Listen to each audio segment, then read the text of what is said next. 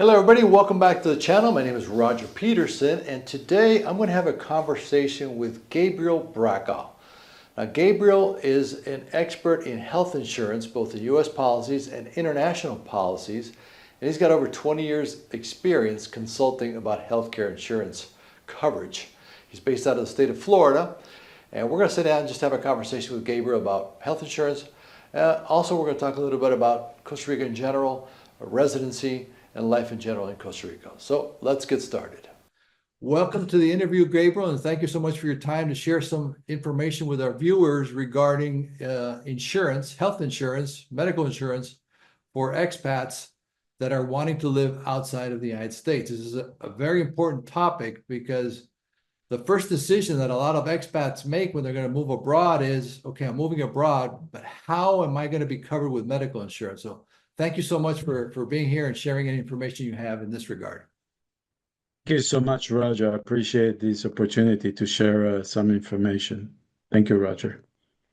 So, Gabriel, let's start off first with, as I mentioned, so we have, let's say, an expat that decides, hey, I'm going to move to Costa Rica. What should they be aware of as far as medical coverage when traveling or moving permanently to Costa Rica, let's say? What would you recommend? Well, the best thing to do before going to Costa Rica is to talk to a broker. It can be me or somebody else. And the reason I'm saying that is because most of the people who are retiring and moving to this beautiful Costa Rica country in Central America is to check their insurances in the US and to check their insurances in Costa Rica. If they have an insurance in the US, like Medicare, they should probably leave it as it is. Okay. But Medicare does not cover anything overseas. It says that it covers some of the plans that are supplements. They say it's covered $50,000 lifetime. But being a person that also offers Medicare in the US, it doesn't work well, and it's better to have an insurance in Costa Rica that covers for expat. One of the carriers we represent, obviously, it's a company that have no age limit.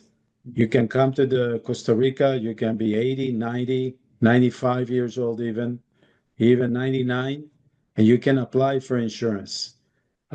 Those insurances covers you for hospital, for doctor visits, for air ambulance, which is very important because if you decide to go to some island in the Caribbean or even in Central America, San Andres, which is another island of Colombia, you need to be covered well because if you're not covered for air ambulance, you end up paying probably between $50,000 to $200,000 for this adventure.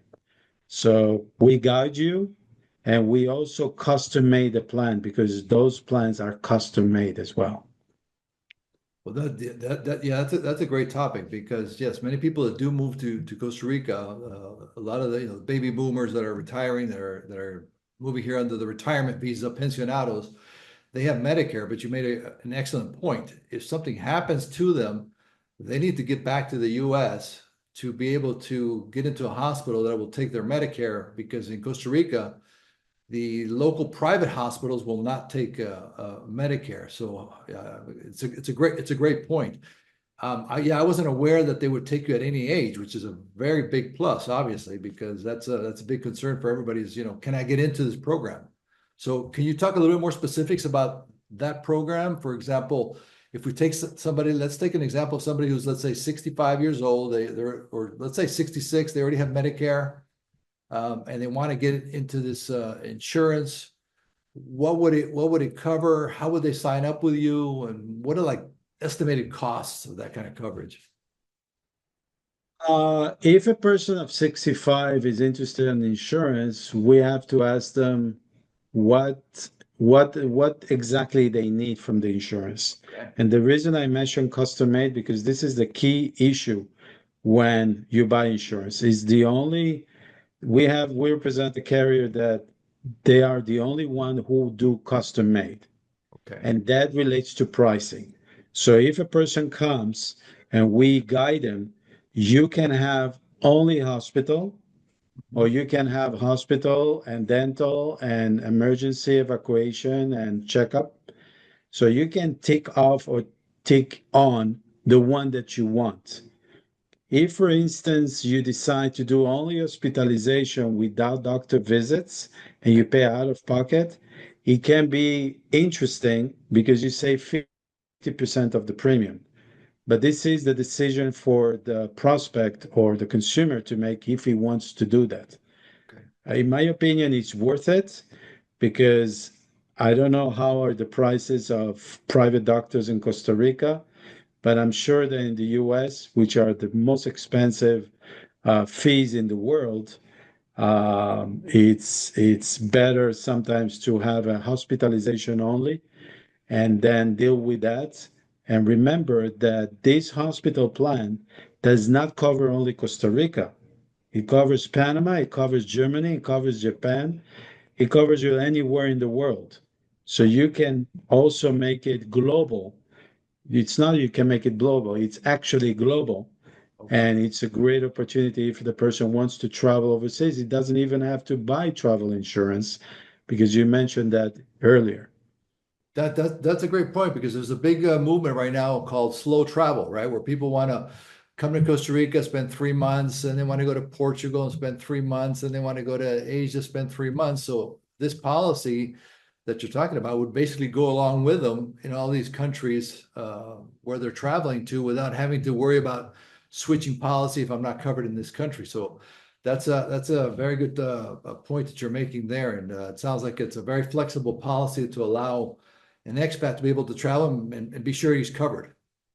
It is very flexible, but believe it or not, we spoke only about the Medicare people. There are a lot of young people that actually are working overseas and even retiring at the age of 40. Yeah. So if you have situation like that, that they come to your office and they want your services of immigration in Costa Rica and they're in the 40s and they're Americans, these international insurance can cover them in the US and Costa Rica because they're not eligible for Medicare. So basically, they're covered all over the world, including the US, which is a great, great thing. And people at least have a peace of mind that they have not only the global international coverage, but it also includes the US.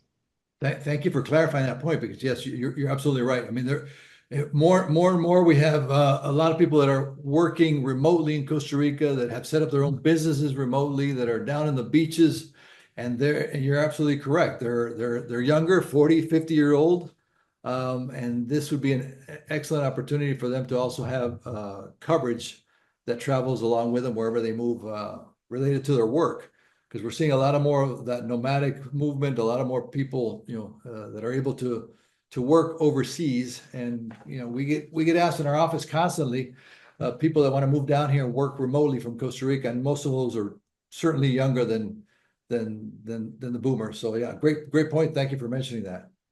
No, my pleasure. And the plans also includes telehealth, which is something that is very important to the insurance carriers because what's happening today is that people not only don't feel like going to a doctor for any circumstance, but they also want to consult a doctor for mental health reasons. And the insurance carriers are taking the mental health component very, very seriously.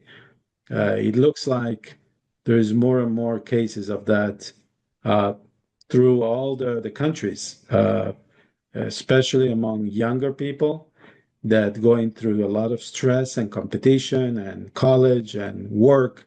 So this also is included in the insurance plan or policy as well. Okay. And then, so if somebody wanted to, sit down with you, they would just contact you, and I'll leave your contact information in the description to this video, so people can reach out to you directly, and therefore they can sit down with you according to their personal needs, and then you would sit down and evaluate their requirements. I imagine that's the way you would do the intake, right? Absolutely, that's what we do. We do an evaluation of each person. There is a very light underwriting, and we go from there. And these people need some help. Fortunately, we have very good connections with the carrier. So if there is an issue that needs to be resolved with the hospital, I help them. We never had issues, by the way, because usually the insurance carrier wants to keep their reputation of paying the claims in a timely fashion and not thinking about it like other smaller carriers that they used to do because their reserves are not as big and they cannot pay $100,000 or $200,000. So that's why I like to work with top notch or well-known brand names.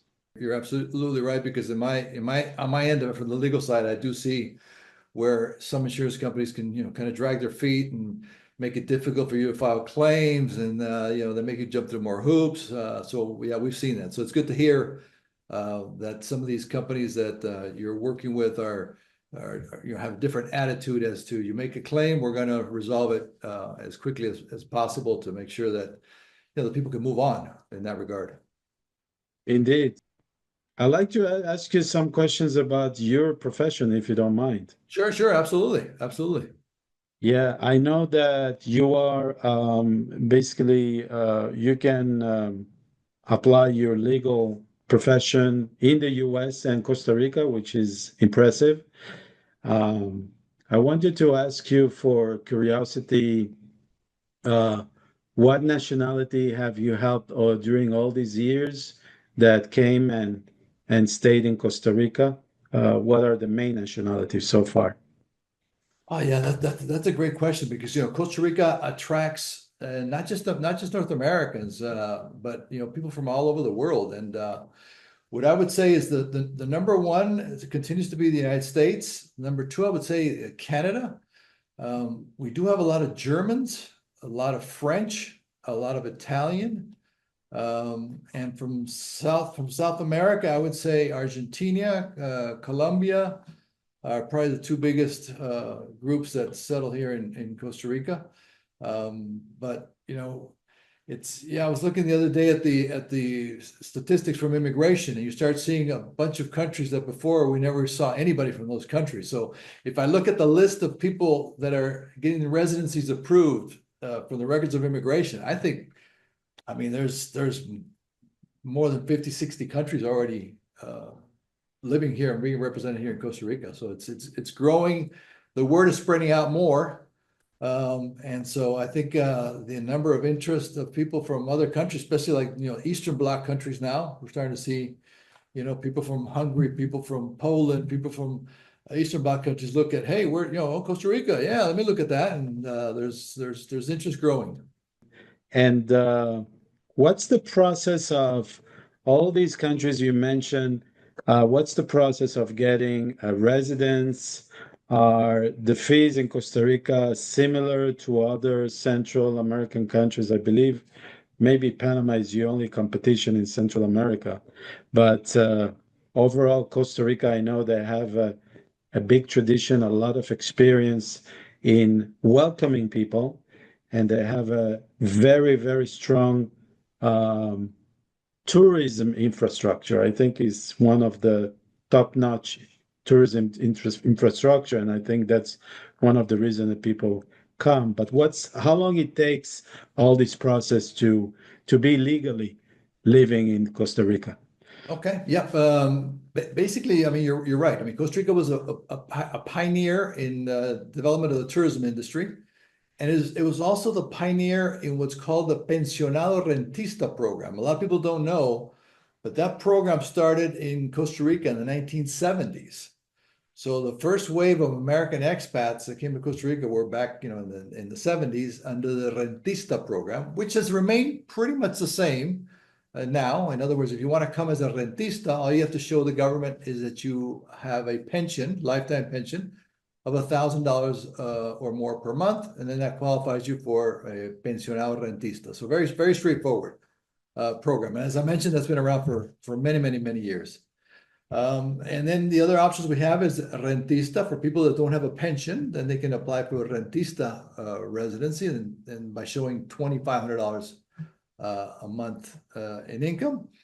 And finally, the other program that's very popular now is the investor residency. So all you have to invest is $150,000. So if you buy a condo, if you buy an investment property that you do an Airbnb, any real estate investment, and 150,000 is going to get you residence. Those are the three most popular programs that we work in Costa Rica. I think those programs are very attractive because I know for a fact that the Caribbean residency programs are more expensive. I know definitely Portugal is $500,000 as far as I know. So I think 150K is really, really attractive for a country that is so stable and it's a very pleasant country to be in.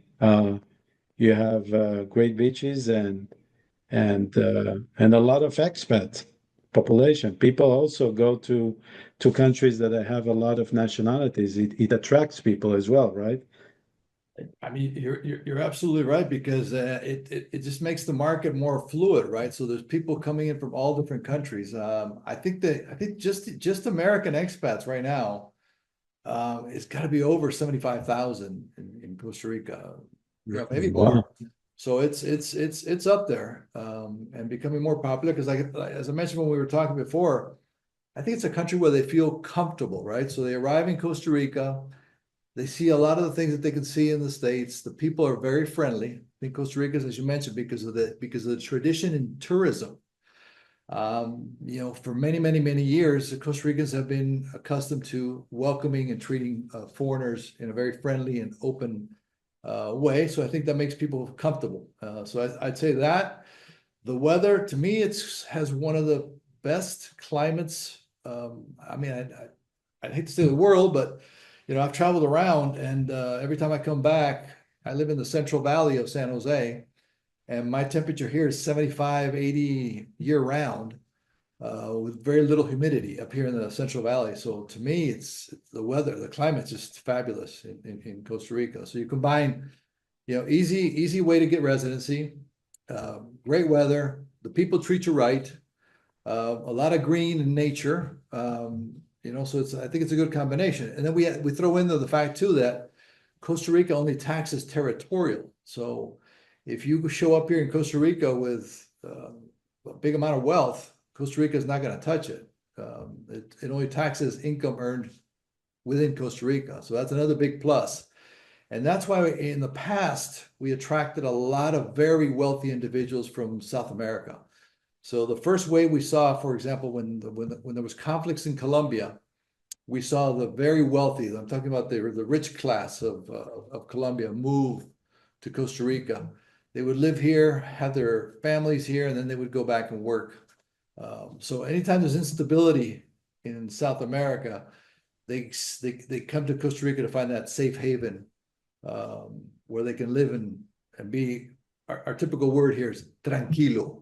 Think yeah. I mean, also the political aspect of Costa Rica, as far as I remember, it was peaceful political environment.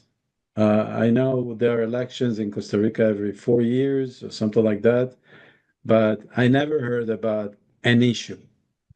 And that's something that it's the envy of any country in the world, that everything is done the right way. There is mutual respect in the political arena, and people get attracted to that. In addition to what you mentioned about the the favorable tax policy and the environment, the people, the climate, the weather, everything else, it's great.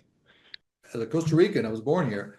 I was very impressed with the integrity and transparency of the election system. I mean, it's just very well done. And you're right. That's why it's led for peaceful transfers of power and peaceful democracy for many years. And we don't have an army either. So that's another Yeah, I know.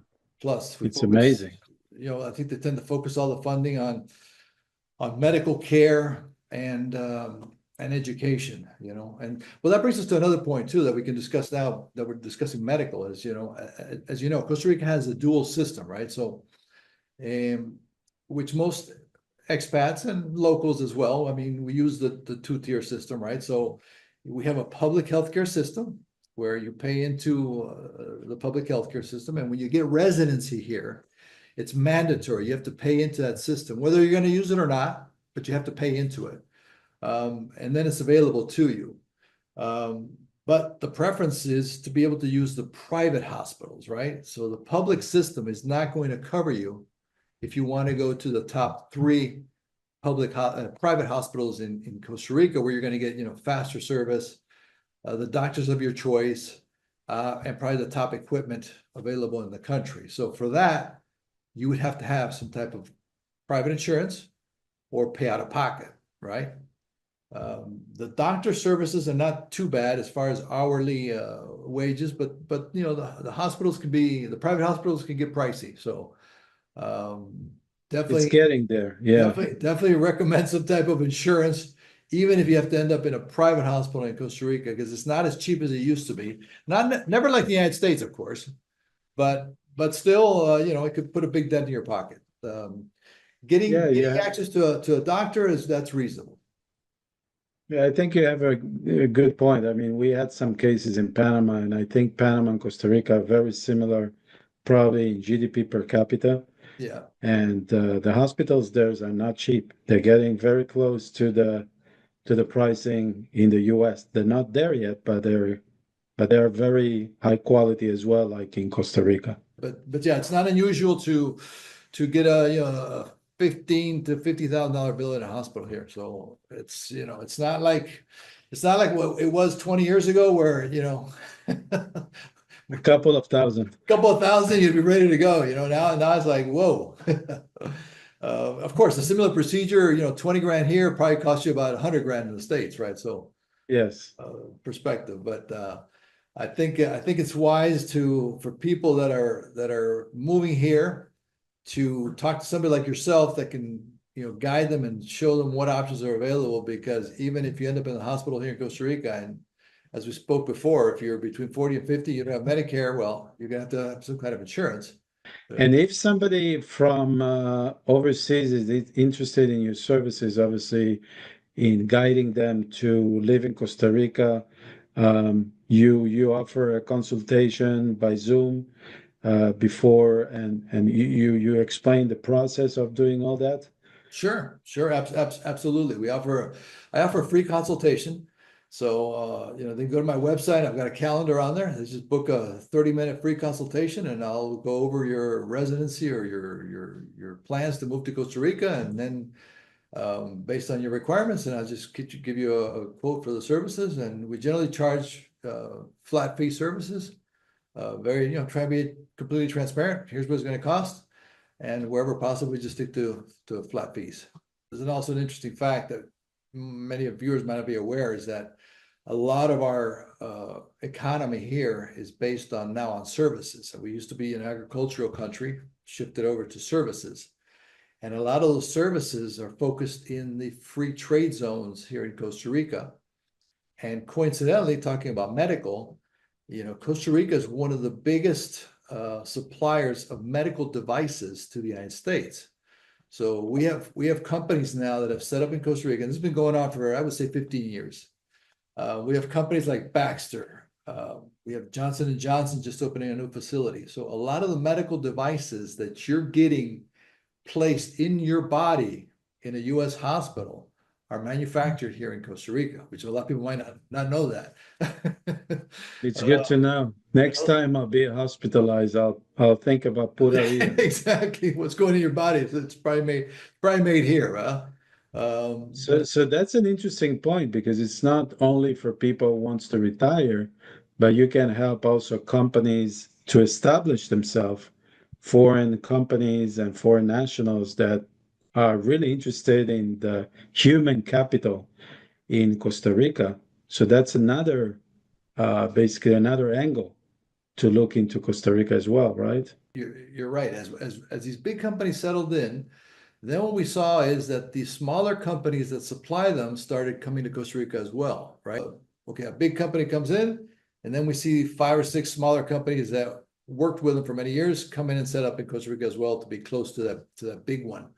Um, and they set up generally in the free trade zones. Now, the benefit of the free trade zones is that they can set up there and there's no tax um, on the revenue they make. So they just manufacture and then they export. None of it stays in the local market. It's strictly for manufacturing and then ship back to the US. But what they do is create great employment opportunities. So any Costa Rican working at these facilities tends to earn wages that are much higher than the national average that these companies Oh, are paying. interesting. Yeah, In the free trade zone. the free trade zone. Right now, if you got an engineering background and can speak English, there's a lot of jobs available. I think Johnson and Johnson is about to inaugurate a huge facility in Grecia, brand new free trade zone. Yeah, I learned a lot from this conversation with you. I just realized that you are a manufacturing hub, so and a big one. Yeah. So uh, kudos to Costa Rica. Gabriel, thank you so much for sharing all this valuable information for our clients here in Costa Rica and for people that are considering moving here to Costa Rica. And, my advice to anybody considering moving to Costa Rica or anywhere in the world is look, sort out your medical insurance. It's very important. Don't wait until you're in country and then something happens and then it's too late. So my recommendation, contact Gabriel and have him sit down with you and sort out these medical questions for you. Gabriel, thank you so much for joining us. Thank you so much, Roger, for this opportunity, and it was great also to learn a little bit about your profession. I think it's a very noble profession to help people, guiding them to move and get installed in this great country of Costa Rica. And like you say, pura vida. I mean, I've been to Costa Rica many times, and I love this country. It's a great country. Well, glad to hear that. And come on down whenever you want and visit us I again. will. I will do it again.